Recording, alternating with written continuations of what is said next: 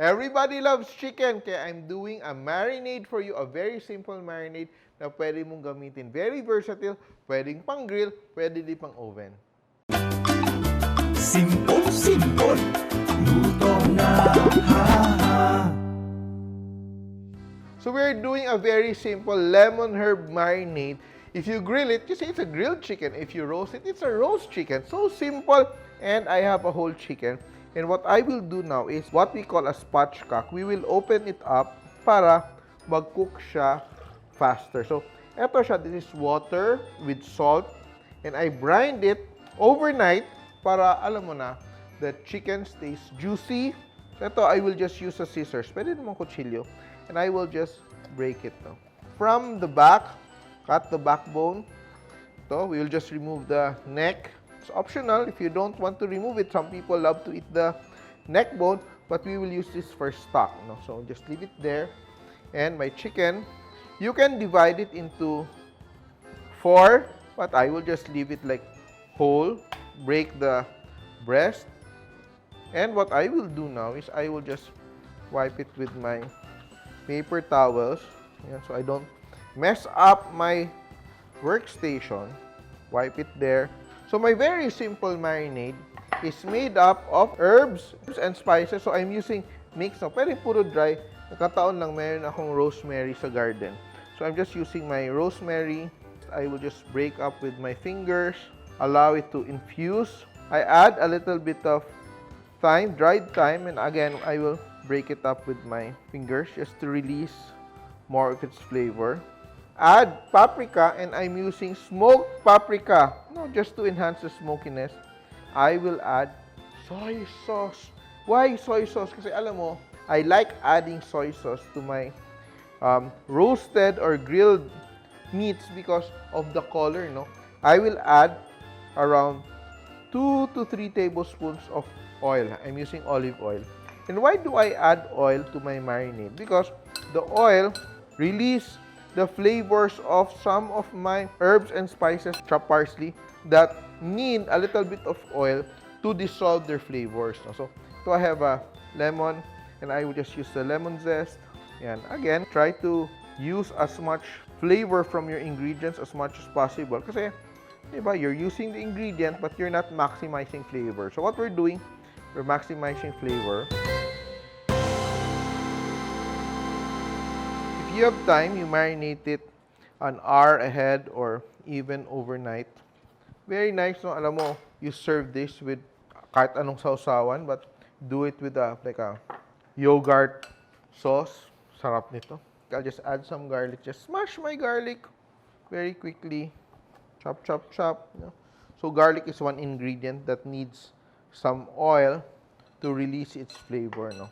So ito, I will not add salt anymore because of the soy sauce, and my chicken has already been brined ahead of time.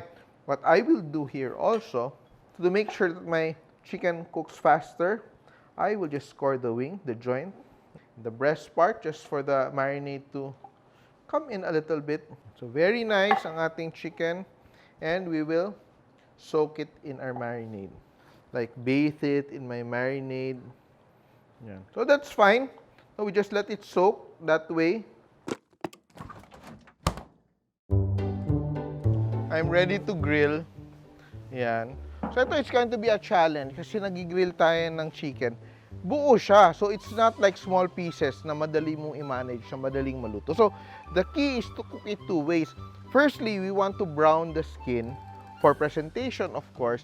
And secondly, we want to make sure na lutong-luto siya. So this is how you do it. So very important, no? We will cook it first in direct heat. So ibig sabihin, dapat yung aking grill is very hot. So ito siya, it's almost very hot. And I have extra oil here to brush, no? Smoky, smoky, smoky. Yan. I have here a bowl of water. So in case na mag-flare up, I can just turn down the heat. So ito siya, our objective now is not to cook it through. Ang objective lang natin dito is magkaroon ng magandang grill marks or browning ng skin. So, mukha siyang luto pero hilaw pa siya. Okay? So, ito siya. Make sure the excess na marinade is removed. Yan. Whole chicken, very nice. Yan. And, I will put it into my grill. Here, yeah. Oh, ang bango na kaagad, no? So it will take a few minutes. So this one will cook for around 35 to 45 minutes. So you notice we're not moving the chicken around too much. We just want it to sit, rest, and brown the skin.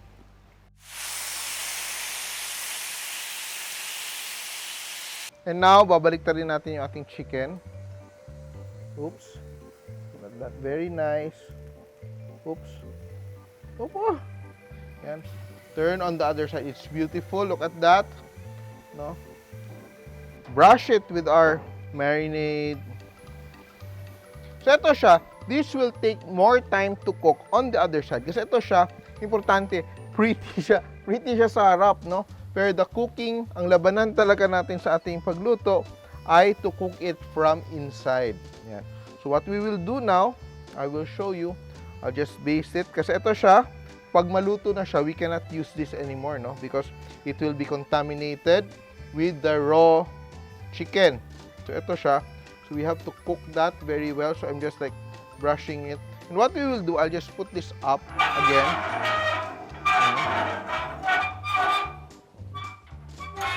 A little bit.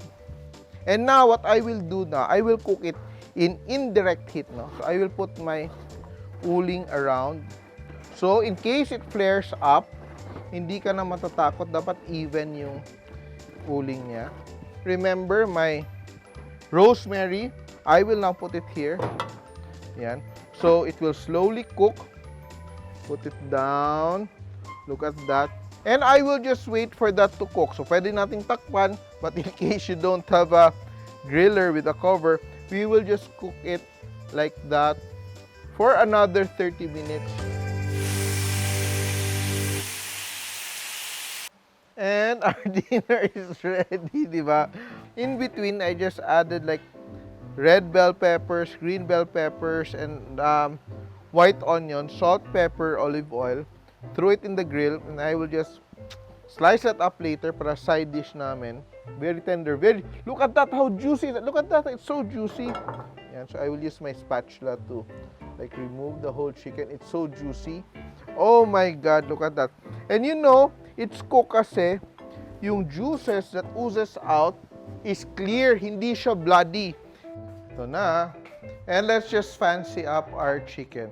So itong chicken, before we chop it up, it has to rest. No? It's very important. Or else, all the juices will escape in the form of steam. So now, I will make like a very nice yogurt sauce.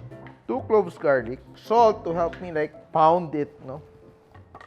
Make a paste.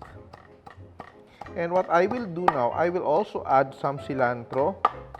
1 suy. Yan. Very nice.